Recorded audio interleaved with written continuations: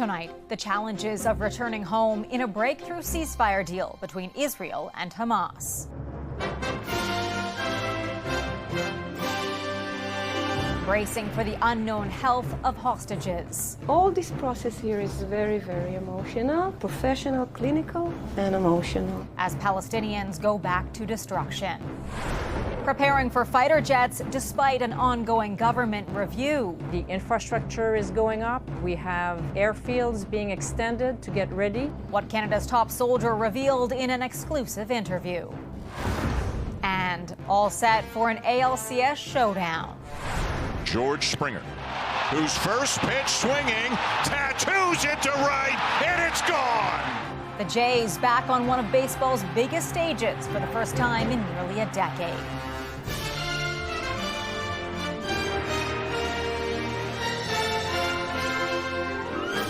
CTV National News with Heather Butts. Good evening. Prime Minister Mark Carney is en route to Egypt for a hastily organized summit on the U.S.-backed ceasefire and hostage exchange, the truce which has halted the fighting between Israel and Hamas. President Donald Trump will land in Israel first to meet with hostage families and address Parliament. This is the first time everybody is amazed and they're thrilled, and it's an honor to be involved. Trump is due to arrive in Israel Monday morning. He's urging Arab leaders to seize the moment.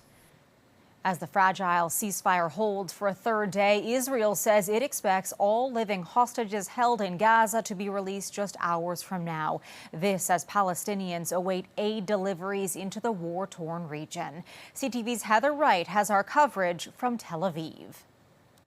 After they reunited, they go to this area. Rabin Medical Center near Tel Aviv is part hospital and part home. All this process here is very, very emotional, professional, clinical, and emotional. Emotional reunions after more than 2 years in captivity. Every hostage will get a room similar to this one. There are 2 beds, a TV, table, their own washroom, and changes have been made throughout the hospital in preparation for their return. For example, special sheets have been brought in as they found people returning from captivity often have skin sensitivities. Dr. Michael Steinman is one of the many medical professionals helping hostages and their families heal. And after more than 730 days in captivity, she says the hospital is prepared for any scenario. So of course we have those examination and treatment rooms where we have all the equipment that is needed for every medical situation. And while the remains of some of the deceased hostages are also being returned, they aren't all coming home, as Hamas says it's not sure where all the bodies are buried, adding more anguish for families like Udi Goren's, whose cousin Tal Haimi is among the dead. This is something we've been aware of, that there is this possibility, and now it might be reality for some of the families. So there is also a lot of anxiety alongside this. In Gaza, the pause in bombardment has brought relief, but the humanitarian crisis persists. 2 years of war have left nearly the entire population displaced, with people in desperate need of food, medicine, and shelter. We are overwhelmed and under-resourced. Mel Brecknell is a doctor with the Canadian organization GLIA and describes the enclave as carnage, with people dying of treatable illnesses due to lack of supplies. These tiny babies are going to die because they don't have the basic medications that they require. The staff are there, highly experienced staff, but they don't have the resources. As part of the ceasefire terms, 600 trucks will be allowed to enter the enclave each day, with deliveries ramping up sharply today. But aid groups are calling on Israel to open more border crossings to get as much aid in as possible. 250 Palestinian prisoners and 1,700 detainees are also being released as part of this ceasefire agreement, including nearly 24 children that have been held in Israeli jails. Heather. CTV's Heather Wright in Tel Aviv for us tonight. All remaining Canadian activists who were on a flotilla detained by Israeli forces are free and returning home. 3 Newfoundlanders were released this morning. They crossed safely into Jordan and from there will fly back to Canada. The women were the last of 6 Canadian detainees to be freed. They were intercepted as they tried to bring aid to Gaza and break the Israeli naval blockade. Vancouver police have released new video and are trying to identify this suspect accused in a spree of random, unprovoked daylight stabbings. On Friday, emergency crews rushed to the scene of reported stabbings and found 3 people with injuries. Since then, 4 more people say they were assaulted. Police say arresting this woman is the highest priority for investigators. 4 people are dead and at least 20 others injured after a mass shooting at a South Carolina bar. Thankful for everybody who walked away. You know, I'm thankful for everybody who's alive, who is safe. Police say a high school reunion was taking place at this St. Helena Island bar. The restaurant and the parking lot were crowded with people when gunfire erupted. Authorities do not have a suspect in custody. There is growing reaction today to word that China would remove its tariffs on the Canadian agriculture sector if Ottawa drops its levies on Chinese EVs. The country's ambassador made the comments in an exclusive interview with CTV's Question Period. CTV's Jeremy Sharon has more. They are a punishing policy for Canadian farmers. But Beijing says there's a clear-cut way to avoid tariffs on Canadian canola, pork, and aquaculture products. If the EV tariffs are removed, then China will also remove the tariffs on the relevant products of Canada. Those comments from China's ambassador to Canada in an exclusive interview on CTV's Question Period, now drawing swift reaction. Manitoba's Wab Kinew calling this a critical moment in a letter to the Prime Minister asking him to eliminate the EV tariff in exchange for restoring full access for Canadian agriculture products to the Chinese market. And Saskatchewan's Scott Moe said this is a clear signal of how Ottawa can act this week. Since these tariffs have come on, no grain or no canola has been going to China, whether it's seed, oil, or meal.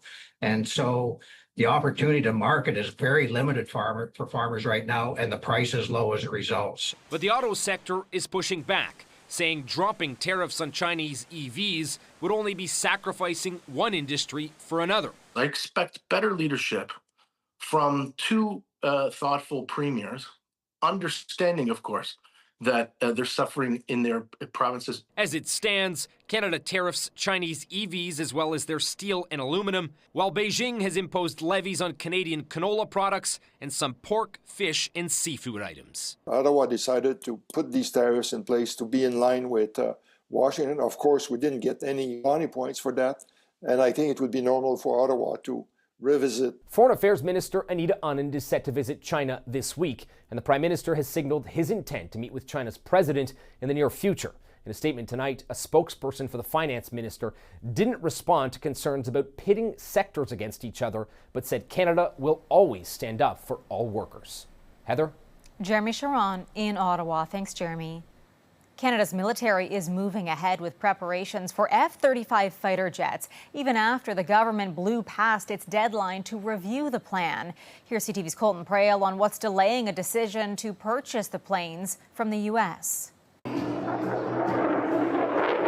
Canada's next-generation Air Force will include at least 16 of these F-35 fighter jets. But Mark Carney says he's still reviewing the roughly $28 billion plan to buy an additional 72 fighters, something that's not slowing down the military's preparations for the planes. We are definitely not in a position where we are waiting, so we are moving forward. Canada's top general wouldn't say whether Ottawa should move forward with the F-35 purchase, a decision that's been mired in controversy after the Prime Minister promised to shift military spending away from the United States. Defense for the very first time is going to be part of a bigger conversation. And I think that's what our Prime Minister is doing, is using all these chips for the negotiations that are ongoing. Some argue Ottawa's indecision could show government doesn't fully appreciate the need for new 5th-generation fighters. Utilizing this as a bargaining chip when you've already promised and used this as an example that you are seriously committed to the sovereign defense of North America, it defies some logic. But others applaud the government for what they view as a more considered approach to procurement. We also have to think more deeply in terms of what are the implications of making what are typically multi-decade decisions. Described as a supercomputer in the air, experts say the F-35 would be a monumental jump in capabilities, the kind needed to defend the Arctic. In most of the modern day battlefields where our principal ally, the United States, is operating, our F-18s have become more of a liability than they are a help because of the lack of technological advancements. The Prime Minister says this decision won't just be made on the military merits of the F-35, but also on the industrial benefits to the Canadian economy. Heather.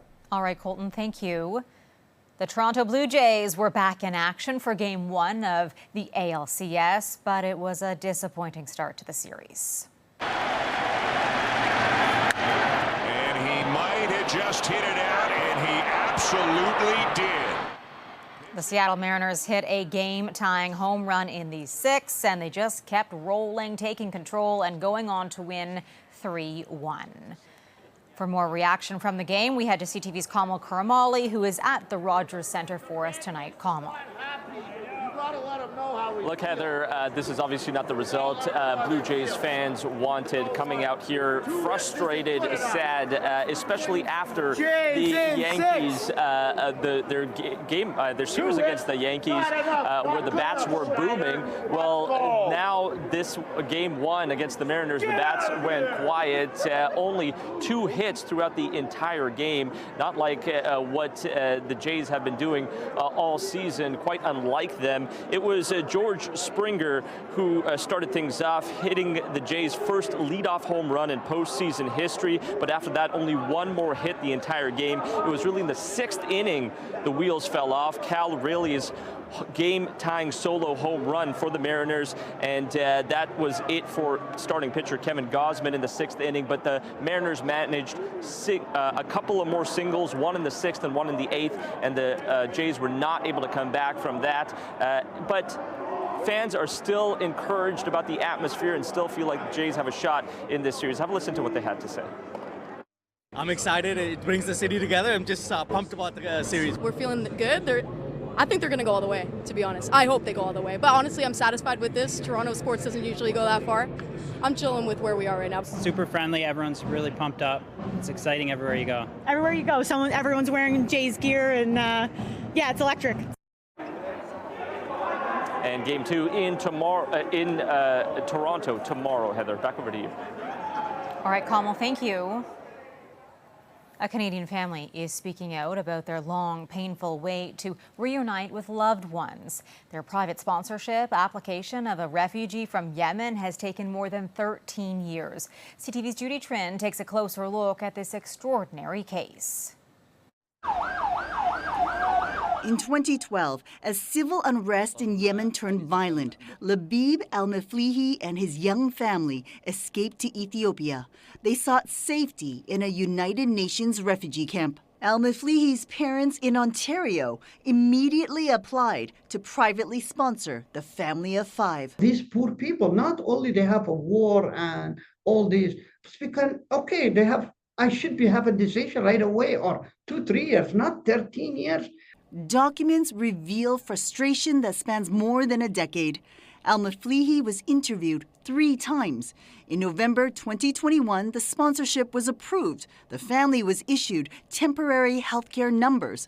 1 month later, immigration officials decided the family was inadmissible and deemed them security threats. Before fleeing, al-Maflihi was part of Yemen's southern movement and participated in protests against the government. Any participation he had with respect to Southern Movement was to participate in peaceful demonstrations, just like people do all over the world when advocating for a particular cause. The family sued in federal court and won.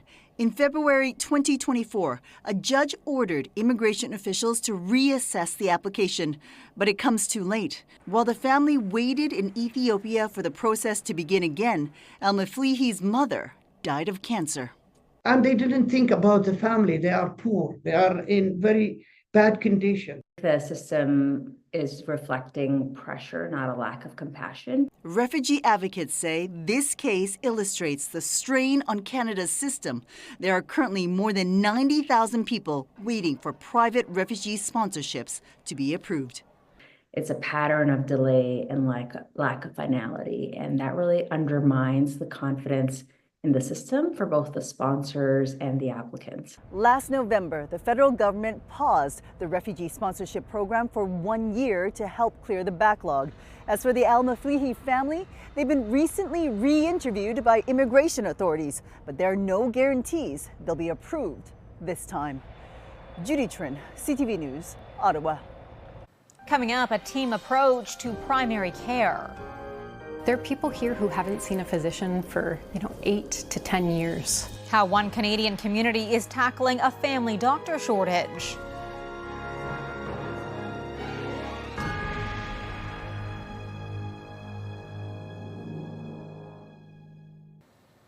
More than 1 in 5 Canadians don't have a family doctor, and one city in British Columbia is taking medical matters into its own hands. They're adding some unusual new employees to their municipal payroll, a new model that could make its way across the country. CTV's BC Bureau Chief Andrew Johnson on how it works. And then I can get a blood work requisition as well, just to check on things like your cholesterol. Catching the warning signs of chronic disease early is just one of the benefits of regular visits to your family doctor, if your community has one. There are people here who haven't seen a physician for, 8 to 10 years. They've had no preventative care. That's because in the struggle to recruit physicians, the Victoria, BC suburb of Colwood had hit rock bottom. 0. And that's exactly the number of doctors, family doctors that we had here in the city of Colwood. I said, so for a population of just over 23,000 people, no family doctors? That's ridiculous.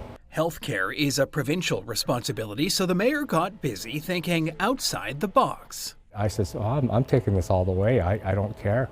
We'll find out the legalities and what we can and can't do. And they came up with a first-of-its-kind model in Canada the mayor says is revenue neutral to make doctors municipal employees and bill the province for patient care. Doctors are then paid a fixed salary of about $280,000, benefits, a pension, and paid vacation. And they don't have to run a practice. The city takes care of clinic space and administration, so doctors can doctor. And at the end of the day, I get to come to work, practice medicine, and at the end of the day, I get to go home to my family, and I don't have to worry about balancing the books. The model lured Dr. Cassandra Stiller-Moldovan from London, Ontario, where she practiced sports medicine. A second doctor is moving to the clinic next month from Colorado, a third in January.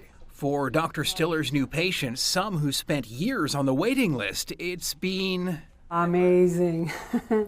Yeah, I was really, really grateful. Colwood is the first to give this model a shot, but likely won't be the last. The mayor's calendar is filling up, fielding requests from curious colleagues right across the country, all desperate to attract doctors. There's so much interest. At this week alone, I've had already four municipalities come see me. Great to see you again. The goal, more interactions like this for the millions of Canadians who don't have access to a family doctor. Andrew Johnson, CTV News, Colwood, BC. Still ahead, unpacking the domestic tourism boom. Plus, the new timeline for peak travel season.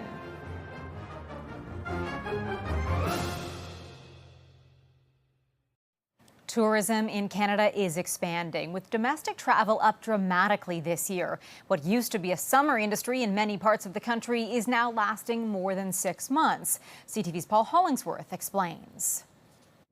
2 massive cruise ships docked in Halifax, delivering thousands of visitors. Some of them are retired, catching up on lost vacation time. Now we can go whenever we'd like to. Enjoying the freedom to visit new places. We are interested in traveling fall, spring. They arrive at a time when the tourism season in Canada has expanded in recent years. You had a 10-week season, and now we've seen it grow into 6 months. It begins in April and continues into November. Next week, almost 12,000 cruise ship passengers will arrive in Halifax in one day, and not just a steady flow of U.S. visitors. It is a common theme that a lot of people within Canada are spending money within Canada. A new poll shows a combined 80% 40% of Canadians believe boycotting U.S.-made goods or travel south of the border would help Canada's bargaining position with the U.S. An increase in domestic travel comes at a time when those numbers were already on the rise. Last year in Nova Scotia, 31% of visitors were from Ontario. The official numbers for this season are not in yet, but Sean Buckland says it's clear Canadians, more than ever, are spending their tourist dollars within the country. We hear the same statement that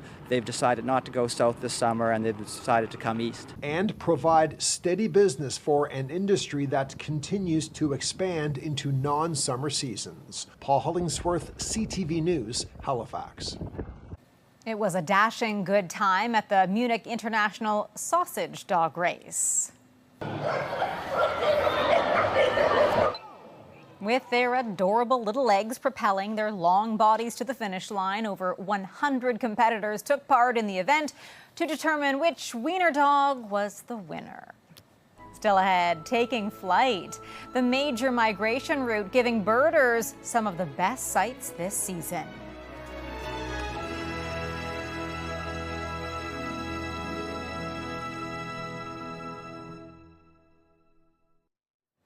Millions of birds are starting to flock south for the winter. Fall migration is one of the most exciting times for birders, especially in Saskatchewan, a province that falls under a major flight path. Here's CTV's Alison Bamford on a new pattern birdwatchers are noticing. Saw some ring-billed gulls on the river as well. On any given fall day, Stan Shattuck can spot dozens of different bird species while walking along the South Saskatchewan River. The fall is probably the busiest time of the year. Shattuck's fascination for birding began at 6 years old, but what he sees through his binoculars now is quite different from decades ago. When I was in high school, I would see maybe up to 1,000 warblers on a really good day, but nowadays, probably that's reduced to only 10% of the numbers we used to see.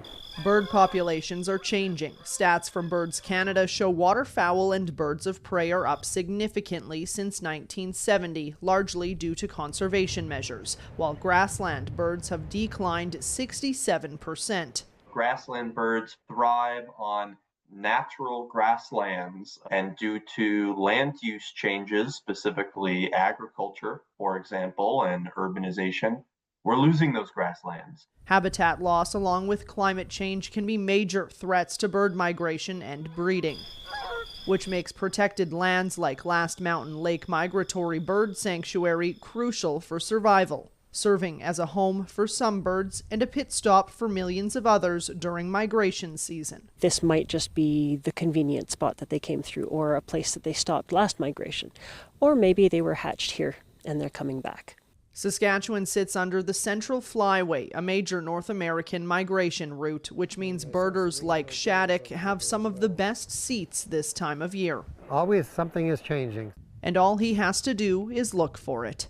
Alison Bamford, CTV News, Saskatoon. That is our newscast for this Sunday night. I'm Heather Butts. For all of us at CTV National News, thank you for watching. Good night, and I'll see you again tomorrow.